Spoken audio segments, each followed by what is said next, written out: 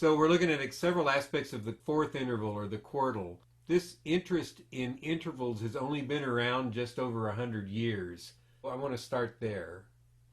Since 99% of music is mainly thirds in popular music, it'd be a big break to use some other basic building block in melody, harmony, and chords. In the late 19th and early 20th century, there were classical composers who used techniques of quartal melody and harmony, and that includes Debussy, Scriabin, Stravinsky, and many others. There's an example of moving fourths in an etude by Debussy, and that's French for the fourth. Early examples of fourths happened even before that, because in organs, if you've ever walked up to an organ, it's got these stops that you can pull up and down, and they add fifths and fourths and octaves to the pitch. So take a look at that mystic chord by Scriabin. That's all fourths. The C7 13 sharp 11, just a Lydian dominant chord. There's also examples of fourths in Stravinsky and the Rite of Spring and Bartok. Here's another example. Each vertical sound, each quarter note, they're just open fourths and fifths. But what's important is they're moving, and that's what's interesting about quartals. Anytime you just play a quartal, it's an incomplete chord. But if it keeps moving, then it presents a complete harmonic picture that comes into focus. If you were to add up everything in this first bar, this is just a G6-9 chord, and this is an F major 7 sharp 11.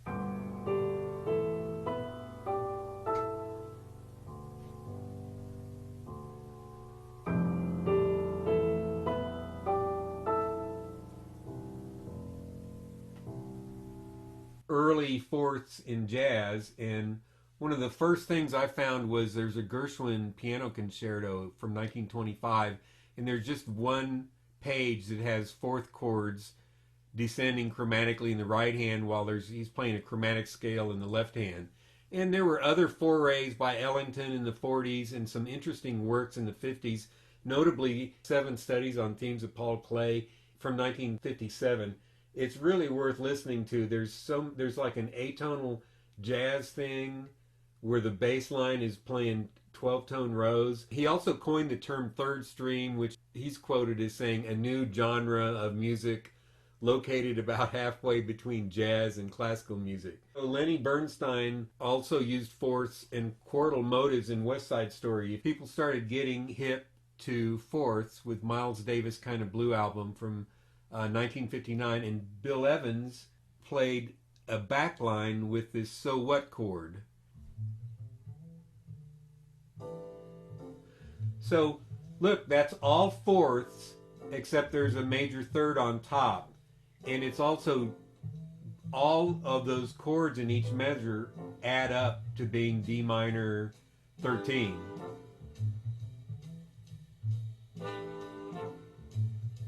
So that's a different sound, and that was pretty cool.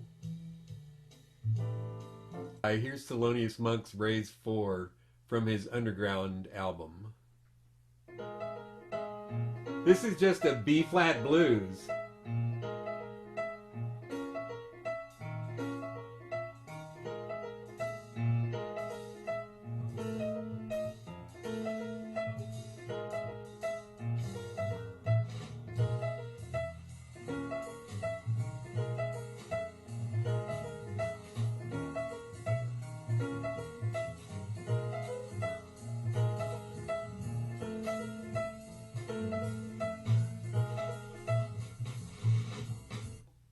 Just a few years later, McCoy Tyner kind of broke out alone with a new sound by planing quartals in his left hand. And these all started with his Atlantic records in the 1960s and kind of culminated when he was working with Coltrane. And here, I'm going to play Reaching Forth here in a second, the head. It's a modal tune, but if you can isolate and pay attention to the left hand, notice that he's moving quartals, and this was really new.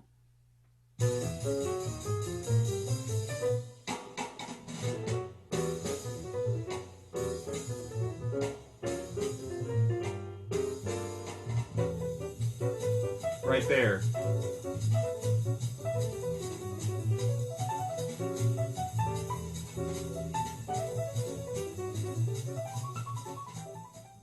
So that was really new, and everybody was paying attention to McCoy.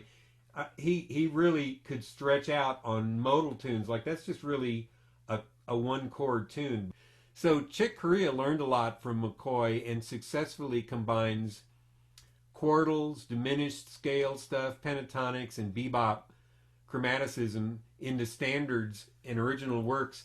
And Litha's look at the head; it's all fourths or the inversion of fourths, fifths. So just the head on that.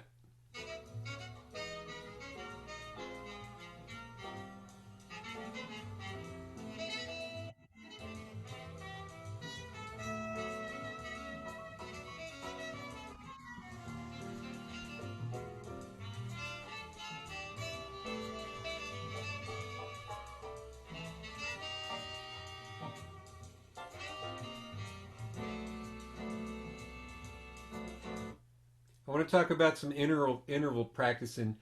Uh, Here are some examples of shapes using intervals, and I start with familiar shapes like thirds, but then I'll move on to fourths and even add a couple of extra interval options. So watch this. Some simple exercises. First, I want to show you with thirds. Here's up, up. So everybody can do this, and these are just shapes. I always think there's down, down. 4 kinds of shapes.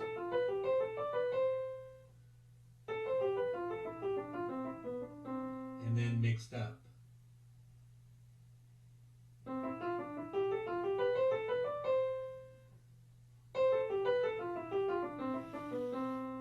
And then the reverse of that.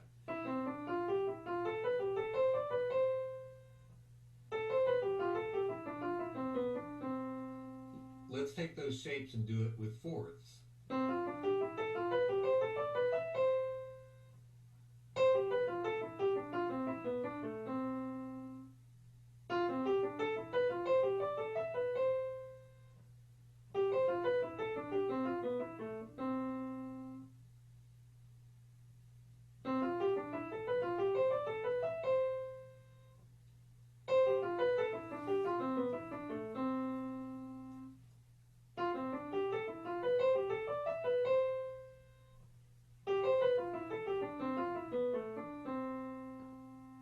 Let's take that shape and push it through some other intervals. Here's seconds.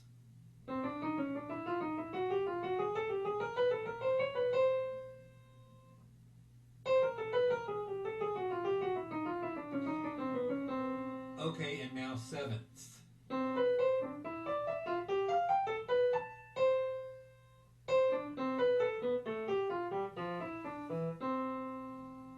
Okay, now I want to do some jazz scales. First, thirds.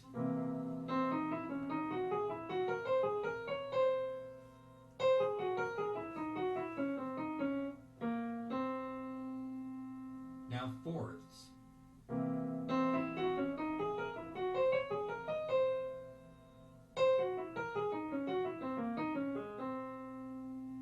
Okay, the diminished scale, first with thirds.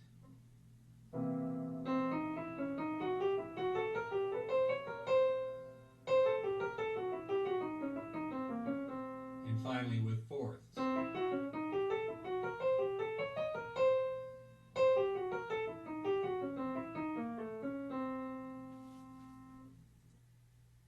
So we'll come back to more fourth exercises, but let's take some time to look at 2/4 and look at the harmonic implication of the same 2/4. You know, I'd said this before, but by itself, a chordal portrays a somewhat incomplete picture of the harmony. It's sometimes like a rootless voicing. It's vague, it's ambiguous, it's an incomplete chord or harmony. But this exact spacing and a fixed pitch chordal that you're looking at to put the bracket around G, C, and F can be used in a surprising variety of ways harmonically. And so I'm going to show you several examples. There's actually 11 different chord roots using this same 3-pitch chordal. So I know you're just looking at notes on paper, so I want you to hear the chordal being used in each of these contexts. Most of these are 2-5-1s. Some are diatonic. Others use upper chromatic alterations. And if you look closely at the score, I put a bracket around each instance that this G, C, F chordal is being used. This first one is a 4/3 suspension. Just like in a church hymnal, Amen. This next one I borrowed from Monk.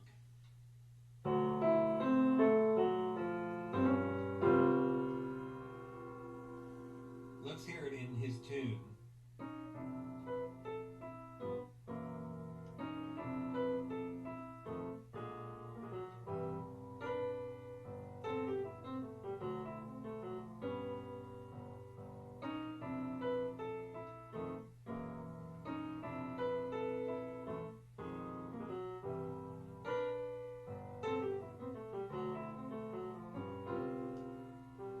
Here it is in the last chord.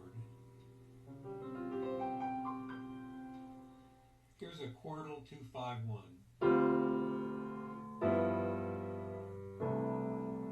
Diatonic. This next one, instead of the 2 chord, it's the 1 chord.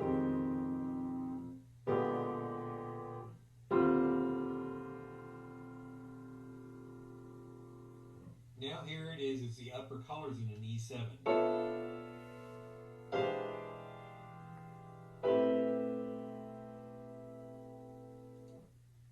Okay, now it's going to be a simple F7.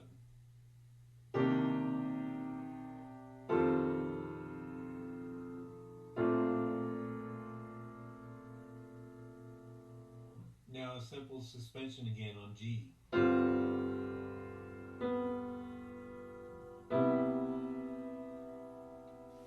And again it's on the 1 chord on an A flat major.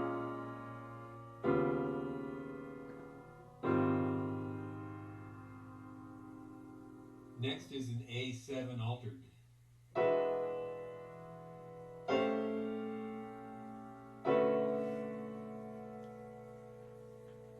Here comes a B flat major.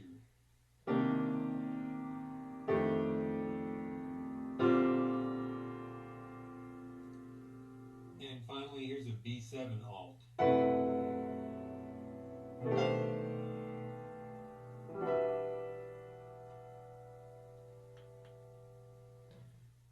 So I just wanted to show you that chordal is an incomplete chord unless it's attached to something. The interval effect is something you hear in someone's improv or in their writing. It's like exploring a different way of organizing melody and or harmony. And when you play using an intervallic effect, then it's kind of more architectural in your playing, or even more appropriately compositional in its approach. I'm reminded of some master classes and concerts I've done with Randy Brecker, and he recalls his 1960s lessons with David Baker. I hope you know what that name is. And Baker would tell him to, like, okay, play 2 choruses of All the Things You Are and play only fourths. Or he'd say play seconds or fifths or all thirds. And that really forced Randy Brecker to think compositionally. How am I going to make melodies with just fourths, and how am I going to feel comfortable with that?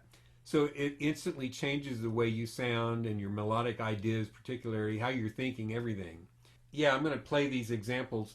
Let's take a moment to discuss the term octave equivalence, meaning when you use the inversion of an interval, it's harmonically equivalent. By displacing the C up an octave, you get the inversion of every interval. So right, a minor second is also a major seventh. A major second is a minor seventh. Minor thirds are major sixths. Major thirds are minor sixths. Perfect fourths equal perfect fifths. And then tritones are just tritones, but they could be flat fives or sharp fours. So with the chord quality and the harmonic function can remain the same. What I just played, it's really easily apparent that the interval content of a chord makes it different upon hearing, even though they say that that's harmonically equivalent. Boy, everything sounds different. You know, if I'm playing the same chord and using different intervals, it's going to have a completely different sound. The first one is almost all thirds. I added the fourth in there, but this is a tertial sound. How sweet. Okay. And then here's a quartal. Same chord, all fifths, with a minor second up. Right? It's all C minor, and you kind of hear C minor, but boy, do each one of these sound different because of the interval content. Here's a cluster. And then, by the way, if you look at those pitches, D, E, F, G, counting up, the inverse of second is sevenths. So I could play this as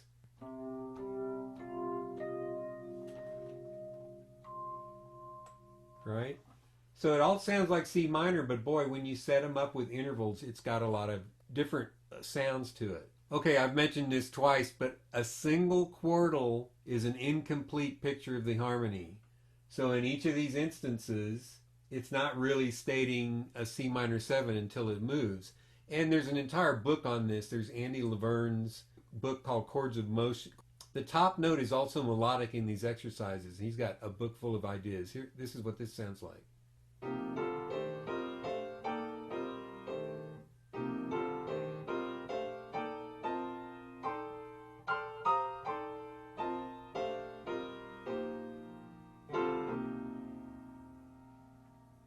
So that's a melodic use of that. There's also something we haven't talked about is planing. No, that's not like an airplane. It's like borrowed from geometry. In math, a plane is a surface that extends infinitely. And there's actually at least two types of planing. You can scalar plane by moving the shape, which in this case are stacked quartils, by moving it through a scale, any scale, not just major, minor scales and diatonic modes, but you can do that through altered scales, diminished and augmented scales.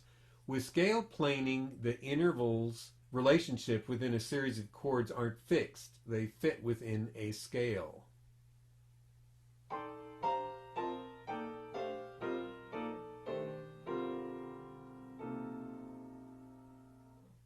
So I'm not just going to talk about chords, so I want to devote equal time to single line melodic chordals too. I'll show some of my favorite patterns near the end, but here's the same pattern in triplets than in sixteenths.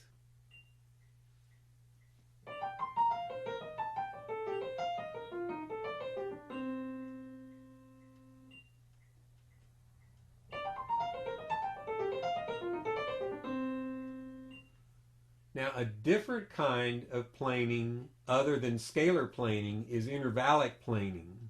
That's by moving shapes or melody by a fixed interval. Sometimes it's called chromatic planing. It's also called pure planing. So here's the so what quartal chord, which I showed you earlier. It's all fourths with a third on top. And it's planed up pure planing by major second.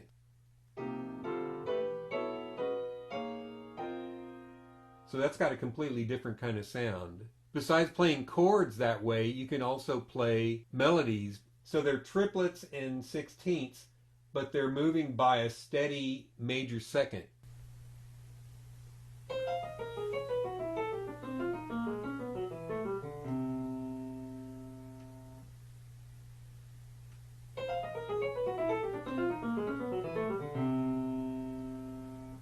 So we discussed octave equivalents. We looked at single intervals and their inversions. Now let's take another look at two quartals. When you use the inversion of an interval, it's harmonically equivalent. By taking that C in the first measure up an octave and then transposing that down to where C is, you get a new quartal shape. And that's quartal, that third measure, there's no thirds in it. It's a fourth and a fifth.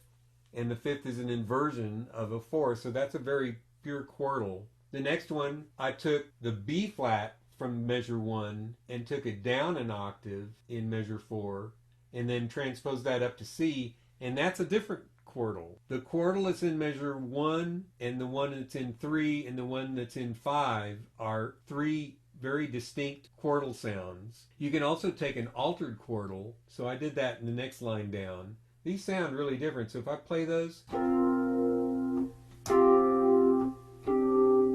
right? And if I play this one and move the C up and then move it down, and then the other one is, and if I take the B down and then transpose it up, so you can play around with these shapes by moving the intervals around. I've got a Michael Brecker exercise that does exactly that. He takes all three of those chordal shapes and makes an exercise out of it and takes it through all 12 keys. So if you look at the first 3 beats of the first measure, there's those 3 different chordals, and he's got this set up.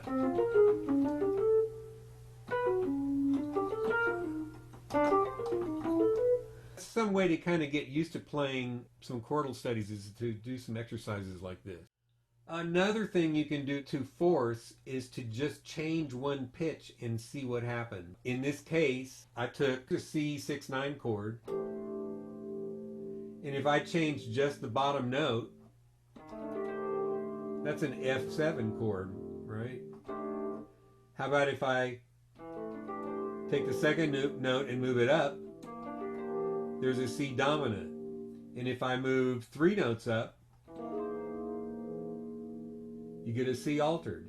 I can move 1 note up and 2 notes down, and you get a really nice flat 5, flat 9 kind of sound. Also create diminished kind of sounds. That's an interesting aspect. I want to take a moment to show a use of the augmented scale.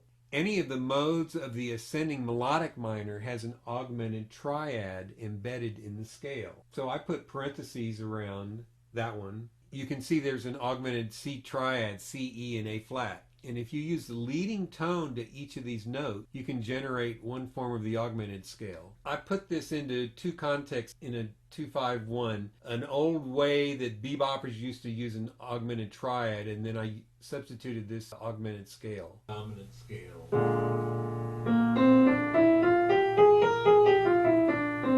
And here's a C augmented triad. Add a leading tone to every note and you've got the augmented scale. An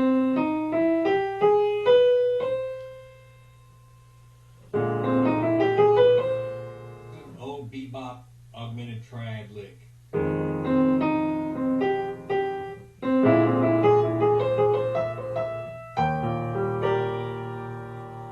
And here's the augmented triad in the same 2-5-1.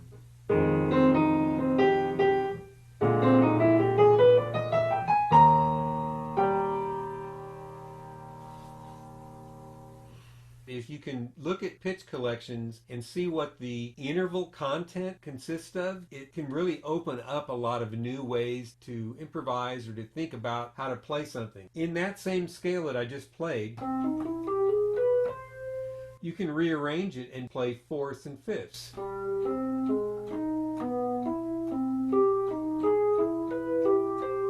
One more time.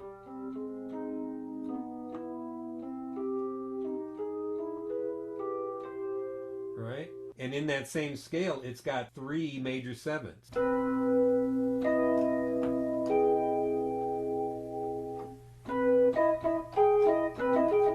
Stack this up and just play triads. Got a major seventh, an augmented fifth, a major third, sharp 9, and a natural fifth on top, or a 10th. By looking at interval content as something to hear when you're making melody and harmony. You can add one pitch to things. So I did a few exercises. So and if I add 1 half step on the inside, so that sounds like an A flat. But if I had it on the other side, it sounds like C major. Up here, E major. And on the other side, A flat. I want to show you the inverse of that would mean you invert where you add the extra pitch. So these are the same, but they're interesting because it's on the other side. Here's an A flat. And if I had it on the outside of that one,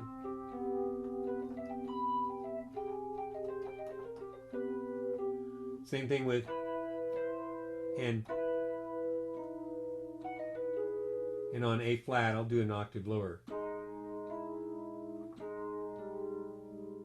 I'm going to talk about the diminished scale, the half whole dominant kind of sound. There's 4/4 inside the diminished scale.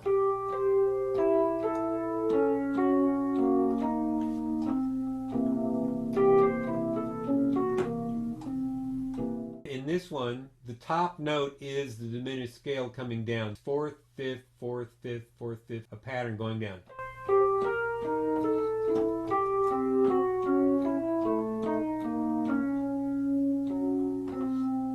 Going up the same way.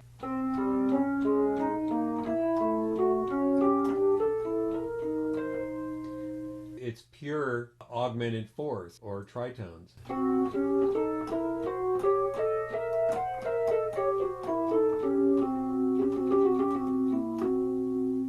I wanted to show the use of fourths as guide tones in some standards. So I've got a couple examples. The first 8 bars of Stella, all fourths. Giant steps, since the roots in giant steps are major thirds apart, there's an augmented relationship. And that's why we talked about planing before, scale and pure planing. Here's a pure plane through these changes. So here's Stella.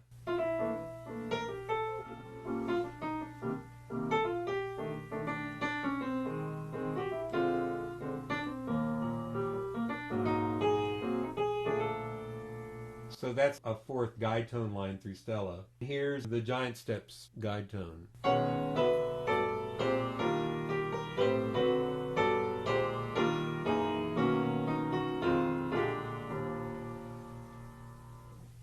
So here's a chordal pattern that is in a 2-5-1, spread out over 2 octaves, reduced again in the bottom example.